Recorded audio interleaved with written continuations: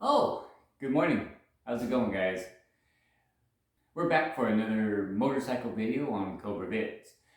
In this video, I'm going to be checking the air filter and the spark plugs. Lately, my bike has been running very, very inefficient.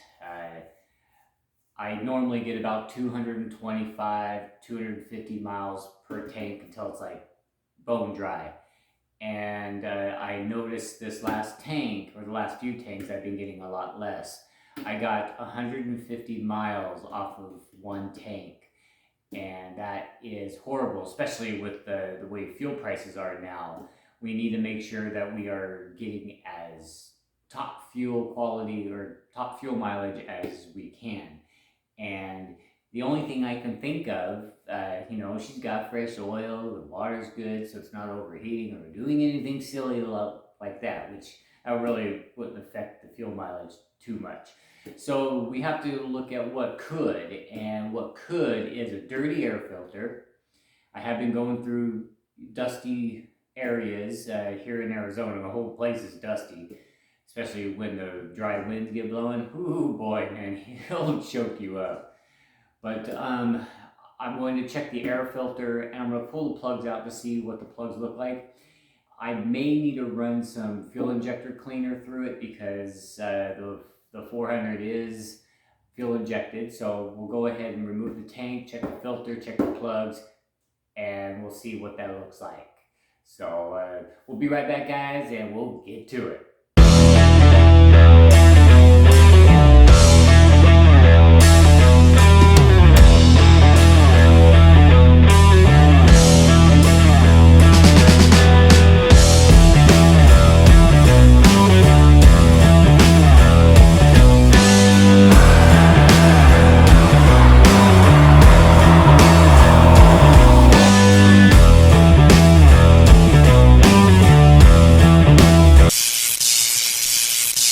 Alright, now all we have to do is take these screws, the rest of these screws loose here.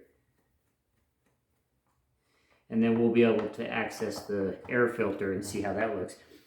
If that looks dirty, I'm going to go ahead and just blow it out, and I'm not going to go through the extent of removing the spark plugs because that's probably what's doing it. And if you have a dirty air filter, the engine is going to struggle to breathe, so it's going to use more fuel to compensate, and that could definitely cause more fuel to be used. And it's been several thousand miles since I've replaced the air filter. Remember the last time I was at 13,000 miles when I replaced it, and now I'm at 21.5, 21.7, somewhere around there. So definitely there's a possibility that the fuel filter is dirty again. I don't have one, but I will blow it out, and hopefully that will clean it up, and then I'll place one on order and pull this down the next time I do my oil change and swap it out.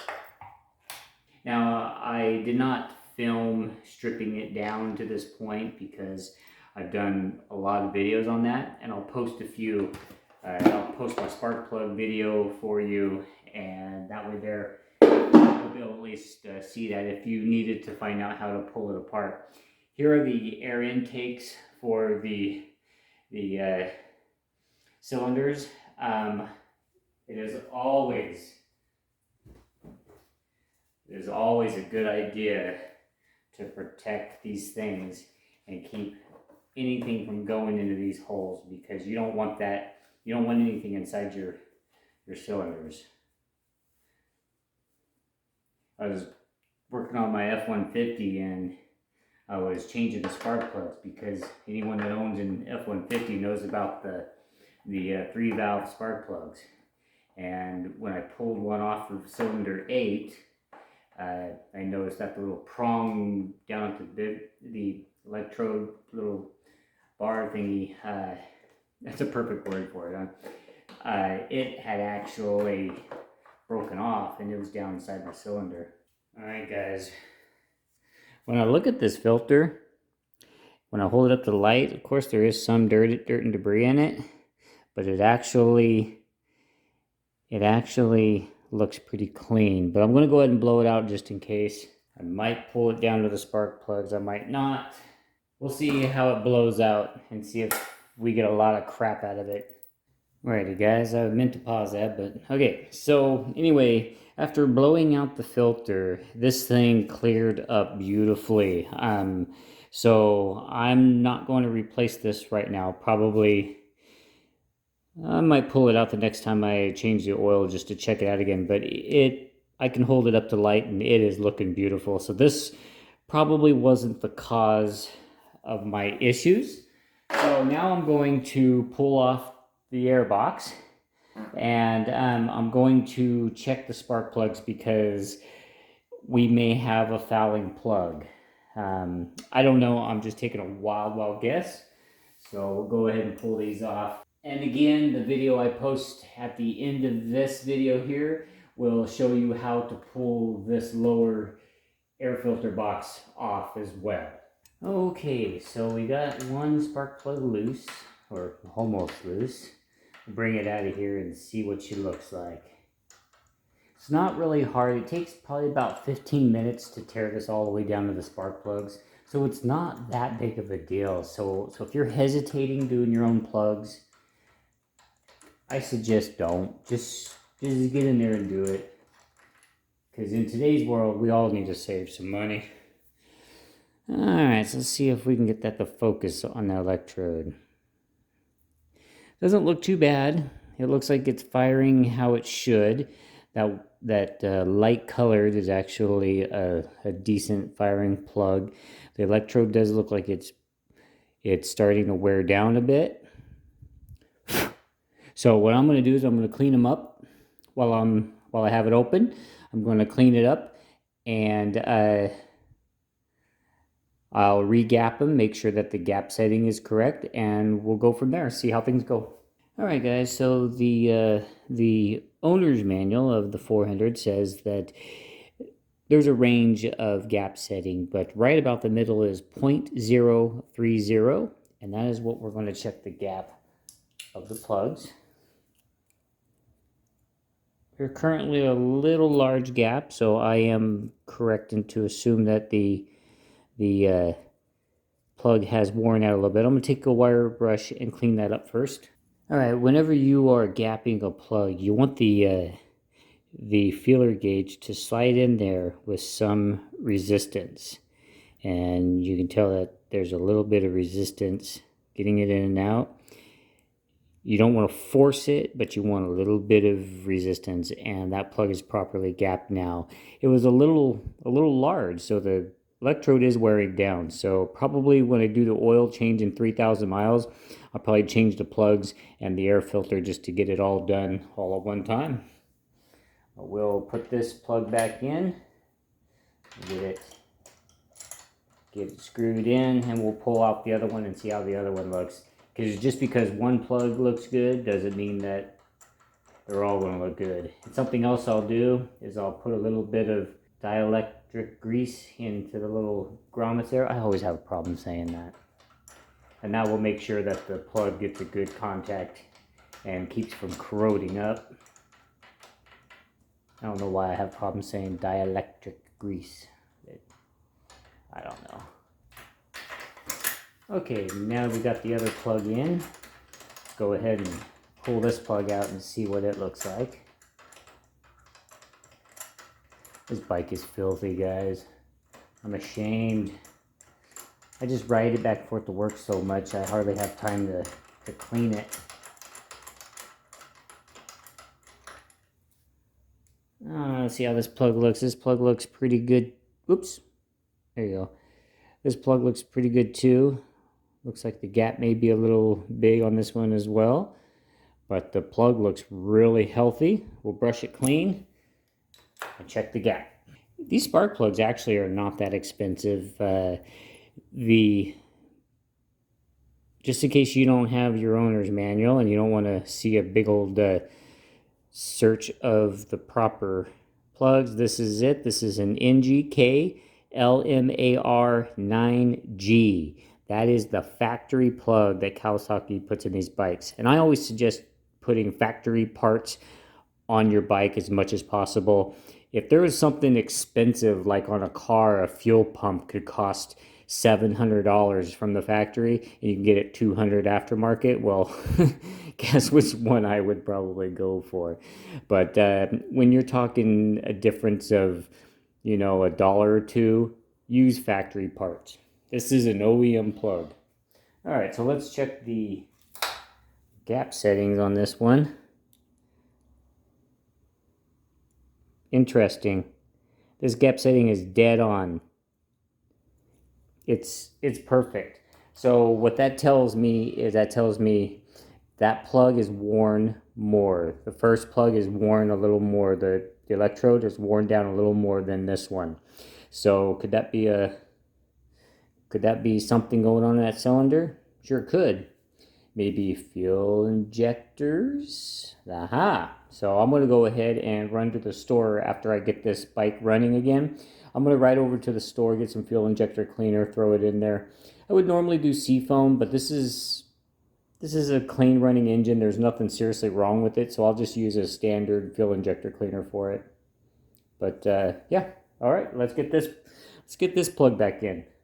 All right, guys, just in case it comes up again, this socket I use for the plugs, see, it has a magnet inside and a sleeve in there to go around the spark plug. I call this my Kawasaki spark plug socket, but it's not Kawasaki. It's actually Power Torque, and the number on it is a GM48563, and it's a 14 millimeter thin wall. And I think I originally bought this for my son's Jetta. He had one of those 5-cylinder Jettas, and I think we needed this to get his plugs off. I'm not quite sure 100%, but it works on the Kawasaki, and that's the one I use. So we're gonna go in fast forward mode and get this thing all put back together really quick. All right, guys, anytime you have your bike open, or any engine really, when you have it open, it's always good to check the areas for leaks. These dark spots look like leaks on camera, but they're actually just where I have rubbed the dirt on it. That shows you how dirty my bike is. Okay, but it's good to look around for any leaks in the engine. Right now, my bike is still under warranty for another 3.5-4 years. It's under warranty, so if I was to see anything other than maintenance go wrong on this bike, I would take it in and they would fix it up. Kelly's Kawasaki here in Arizona is a great shop. That's where I buy all my bikes and do all my service. Of course, the only service I do at the shop is tire changes. Everything else I do myself, unless, of course, like I said, it's warranty work. Okay, guys, these little clips here that go into the front along here, let me move that so you can see. There's 3 of these clips that go along here to hold this fairing on, and here they are. And the way that you set these up is you push them. Whoops, you don't do that. You don't do that. You just get them in there just like that. And then when you insert them into the hole, like so, then you pop them down flush, and that locks the fairing in there. That's how to do these. I like to add that into every one of my videos that I work on this section here, because it's important to know how these go in so that you don't break them.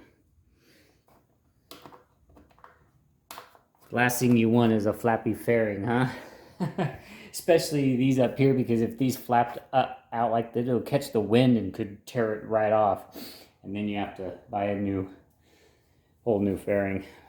But anyway, okay, let's get back to it. All right, guys, anytime you have the opportunity to check your water level or your oil level, take that opportunity, because you never know when something's going to start leaking. And if your water reservoir goes low, then that could be a sign that something is leaking. And the way you do that is you just bring it up to straight up and down, and you can tell that my water level is right with where the factory markings were. This is where it was when I first got the bike. That's normal. I know there's a line up here that's a little higher, but these two here are flush, and I'm happy with that. And I probably won't add any to that this time. But now when I do my oil change, I might top it off so it's perfectly even with these lines, or maybe even a little over. Because this whole reservoir here, as your engine expands and contracts, it will fill up a little bit when it's hot, it'll drop down when it's cold, and that's normal operation. So that's why they don't top it off. Because if you top this off here and your engine tried to expel some out of here, it's going to come out this hose and leak down on the ground, and then you're going to think you have a serious leak problem. But other than that, that's it. So let's get this side back on. Oh yeah, I took them out and re-gapped them. One was gapped a little big, and I scrubbed them down and stuff. Huh? Not a big fuel loss like that. No. Feel the power, yeah. I'm thinking 30 injectors is the only thing I can think of. I can't see foam in it. No, I'm gonna use a standard injector cleaner. Oh, you're just gonna put it in the... Just throw it in there and then put gas in it. I got a thing on like... Oh, this is fucking filthy, man. I think I'm getting more dirty driving this thing than I am fucking working.